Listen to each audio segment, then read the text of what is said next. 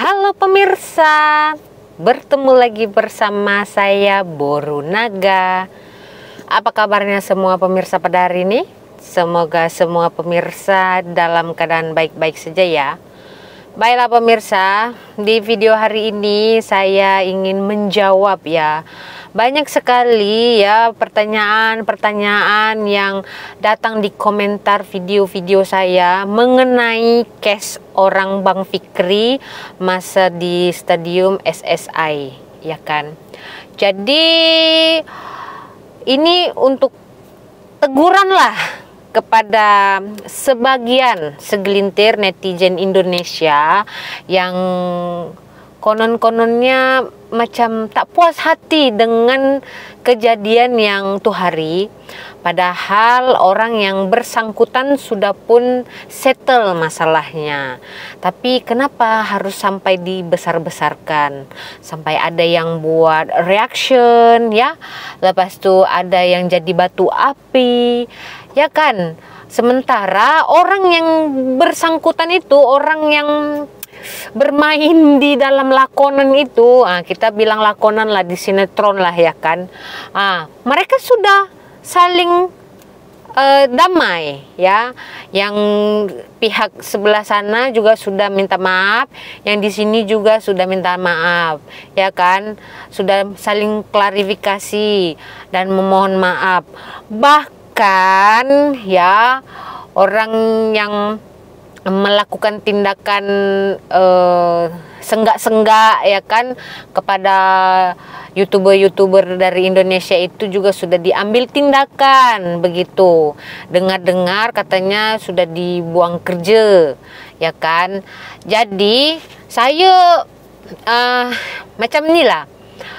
Saya pernah jumpa dengan orang Bang Fikri itu ya, saya akui mereka adalah sahabat saya. Bukan semua ya kan, karena dari mereka berempat hanya Bang Fikri yang baru saya ketemu ya kan, baru Bang Fikri yang pernah saya berjumpa ya kan, collab bersama masa dia datang dengan Bang Anton begitu kan. So saya pun masa reaction Stadium JDT itu hari ya, yang video Mbak Arnis itu, di situ saya baru tahu kalau tidak diperbolehkan membawa power bank ke dalam stadium begitu. Dengar-dengar cerita power banknya Bang Fikri itu hilang begitu, diambil oleh Marcel di situ. Dan setelah pertandingan selesai, Bang Fikri mencoba untuk mencari power banknya, tetapi tidak ada. Ya kita berpikiran positif sajalah. Kemungkinan Marcel tuh mencari Bang Fikri, tapi dikarenakan ramainya orang di situ, jadi kehilangan jejak begitu kan. Sebaiknya tadinya harusnya dikasih nomor macam itu, ataupun kalau tidak ya dibuat satu kayak kotak ya kan, macam peti untuk penyimpanan power bank yang dibawa penonton yang mereka memang tidak tahu peraturan seperti itu, yang memang tidak diperbolehkan membawa power bank ke dalam stadium begitu kan. Jadi kalau ditanya pendapat saya, simpel aja sih sebenarnya. Di mana-mana khususnya di Malaysia ada peraturan ya kan, dan juga undang-undang begitu. Jika kita melanggar peraturan tersebut ya kita harus terima resiko dan apa yang memang harus perkatakan oleh petugas itu. Misalkan tidak boleh membawa ya kan, kita tinggalkan saja, tidak perlu kita bawa begitu. Nah untuk petugasnya juga kalau bisa ya, mereka kan tetamu ya kan, mereka kan tetamu. Alangkah baiknya jika kontrol lah emosi. Kalau kita nonton ya video-video mereka yang klarifikasi, yang mengatakan Bang Fikri dibawa ke satu ruangan, di situ dia disenggak-senggak begitu, dimarah-marahin. Saya juga nggak tahu besar sekali apa ya kesalahan dari Bang Fikri itu, dari mereka itu membawa power bank sehingga salah satu dari mereka itu dibawa ke satu ruangan yang hanya orang-orang tertentu yang boleh masuk begitu kan, dan habis-habisan katanya dimarahin di situ hanya karena power bank begitu ya kan.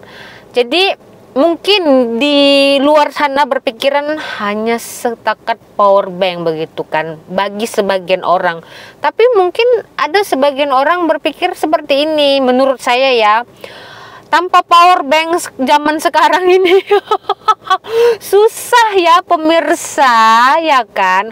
Kalau kita ada power bank, apalagi kalau macam orang-orang yang mau buat video ya kan, kreator-kreator yang di luar gitu kan, ya kan nggak mungkin bawa plak dari rumah digeret begitu ya kan. Bawalah power bank begitu. Jadi sangat berarti lah, sangat bermanfaat lah, bukan hanya untuk orang lain, bagi saya juga power bank itu sangat membantu begitu kan.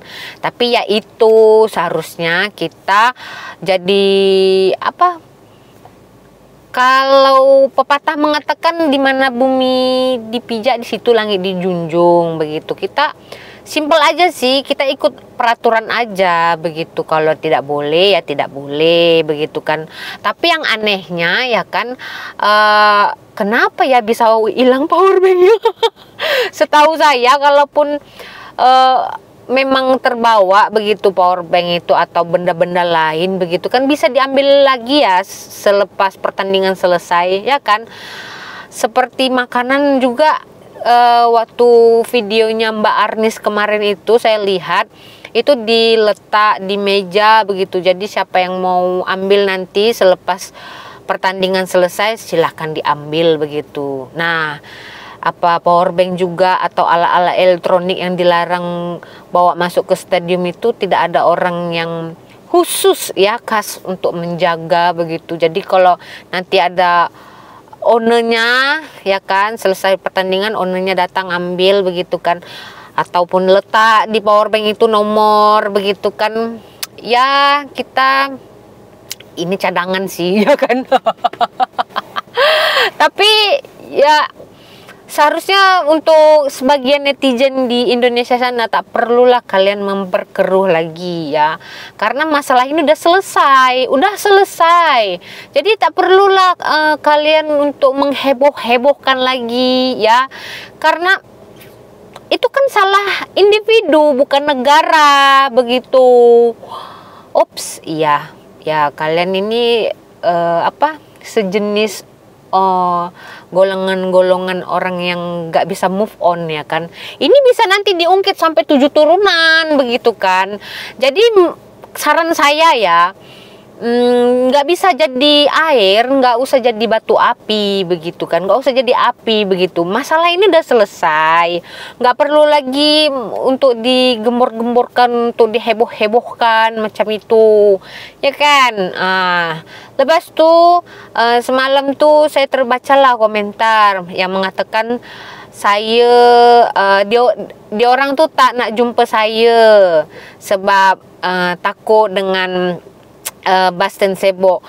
Oke, macam ini ya, saya sebut sajalah ya Papa Rock, kalaupun dia orang tak nak jumpa dengan saya, tak ada masalah pun, tak ada yang rugi pun, tak ada. Dia orang tak rugi, saya pun tak rugi macam tu kan. Dan tak ada yang takut dengan Bastian Sebo tu, tak ada satu orang pun yang takut dengan dia. Siapa dia? Orang nak takut dengan dia? Just orang malas nak layan ya kan. Orang bebal macam itu buat apa dilayan macam itu. Kalau lain lah kalau kita memang ikut bebal macam itu. So bagi saya masalah ni tak perlulah nak kait-kaitkan orang sana orang sini macam itu. Orang yang bersangkutan, orang yang mengalami situasi, orang yang bermain di sinetron itu saja sudah selesai, sudah settle. Malam para youtuber Indonesia Malaysia itu dijemput untuk datang ke Kelantan menyaksikan pertandingan lagi begitu kan. Jadi tak perlulah kalian menghebohkan lagi masalah ini ya. Walaupun ini adalah salah satu kemalangan yang kita tidak sangka begitu, lumrah, namanya manusia kan, nggak ada yang perfect di dunia ini begitu. Jangan karena satu kesalahan kita melupakan kebaikan yang lainnya begitu kan. Itu kesalahan individu bukan negara begitu. Jangan terus diingat-ingat sampai nanti bercucu cici cecet cocot ya kan, diingat-ingat terus nggak move on, padahal orang yang mengalami kejadian itu sudah move on. Ya namanya juga ya kan. So tak perlulah kait-kaitkan saya ya. Saya tak ada masalah dengan masalah ini ya kan. Yang saya tahu mereka itu sudah damai ya kan. Tak perlu lagi dikecoh-kecohkan begitu. Walaupun kalian tidak suka dengan Malaysia ini begitu kan, tapi nggak semua orang Indonesia nggak suka. Ya kalau memang tidak suka, takkan sampai berjuta-juta tinggal di sini mencari makan begitu. Jadi jangan karena kesalahan sedikit saja, wah terus heboh, ya kan? Macamlah perfect sekali. Padahal ya, lihat saja, saya sangat respect lah dengan orang-orang di Malaysia ini. Jika mereka salah, mereka cepat sekali mengambil tindakan dan juga meminta maaf secara terbuka. Ya kan, saya nggak tahu lah negara lain ya, tapi kalau di Malaysia ini, even orang yang bersangkutan sekaligus dengan netizennya, rakyatnya juga, mereka tidak sungkan-sungkan untuk minta maaf begitu ya kan. Jadi bagi saya tak perlulah kecoh-kecoh lagi ya. Biarlah itu menjadi pelajaran untuk kita ya. Kalau kita kemana-mana itu usahakan kita mengikuti peraturan begitu. Nggak susah sih sebenarnya kalau ikut peraturan begitu kan. Nah, kalaupun ada yang kena buang kerja macam itu kan sudah menjadi resiko ya kan. Jadi ya sama-sama kita introspeksi diri sendirilah begitu. Tak perlu kita menyalahkan sana, menyalahkan sini. Menurut saya ini hanya kesalahpahaman begitu kan. Jadi ya tak perlulah ya. Tak perlu lagi mention bilang saya takut untuk memberi pendapat. Saya sebenarnya malas ya. Malasnya karena apa? Hal ini udah settle. Jadi nggak perlu lagi untuk di up-upkan lagi begitu, seolah-olah ingin memanas-manaskan begitu kan. Nah makanya saya nggak ambil buat reaction atau apa begitu. Kita menjaga perasaan mereka ya, kedua pihak itu kita harus jaga perasaan mereka begitu kan. Jadi nggak perlulah melibatkan orang sini sana sini, seolah-olah yang sana salah, yang sini salah, yang situ salah, yang sini salah begitu. Tak perlu. Kita itu ya di tengah-tengah aja untuk mendamaikan begitu. Jangan mengambil kesempatan dalam kejadian ini seperti itu, ya kan? Jadi jangan bilang saya takut atau saya karena case kemarin itu saya nggak mau mengeluarkan pendapat karena Malaysia takut diusir di Malaysia. Aduh, masalah begitu bukan itu bukan urusan saya sebenarnya ya. Ini pun saya terpaksa sebenarnya, terpaksa sekali. Saya minta maaf ya kepada orang-orang yang bersangkutan, minta maaf sekali. Tapi saya ingin memberi jawaban aja kepada sebagian netizen di Indonesia sana yang kadang gimana ya, dibilang paham tapi tidak paham begitu. Masalah ini sudah selesai. Orang yang melakukan tindakan keras kepada para YouTuber Indonesia itu sudah diambil tindakan, sudah dibuang kerja katanya. Kalian kurang puas lagi. Jadi kalian maunya apa begitu? Hah? Alamak. Heran aku. Oke, jadi untuk Malaysia dan Indonesia saya nengok anak ya pemirsa. Malaysia dan Indonesia kita doakan senantiasa damai ya kan, jangan mudah terprovokasi ya, karena ada di sebalik kejadian-kejadian ini ada orang yang mengambil kesempatan begitu kan.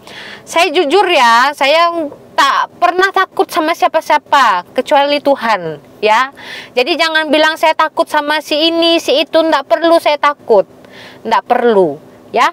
Saya malas saja ngelayan ya. Kalau kita layan sama aja kita orangnya kurang waras begitu, malu melayani orang seperti itu begitu ya kan. Kadang saya berpikir ngapain juga saya layani begitu kan, malu saya. Jadi saya biarin aja begitu kan. Tapi ini udah kelewat ya. Kita diam dibilang begini begitu ya kan, nggak salah kita kasih jawaban aja, biar ya harap-harap pandai tutup mulut sih ya kan, kalau mereka memahami lah begitu kan. Tapi ya biasalah, kalau netizen ini kan bukan semuanya yang positif, ada juga yang negatif ya kan begitu. Dan terbaiklah untuk rakyat Malaysia ya, mereka juga meminta maaf atas kejadian tersebut ya kan. Mereka sangat mengesalkan hal itu terjadi di saat mereka orang-orang YouTuber itu, para YouTuber dari Indonesia itu first time datang ke stadium JDT sana, tetapi mengalami kejadian ya, nggak usah kejadian lah, kita bilang kenangan lah ya kan. Kenangan plus pelajaran begitu pemirsa. Oke, jadi begitu saja ya di video kali ini. Saya minta maaf jika saya ada menyinggung perasaan siapa-siapa. Saya tidak ada niat pun. Ini adalah jawaban ya untuk tuduhan-tuduhan yang dilemparkan kepada saya atas kejadian yang tak ada sangkut pautnya dengan saya begitu ya kan. Oke, jadi begitu saja ya di video hari ini ya pemirsa. Kita berjumpa lagi di video selanjutnya. Saya Boru Naga, terima kasih, bye bye. Jangan jadi batu api.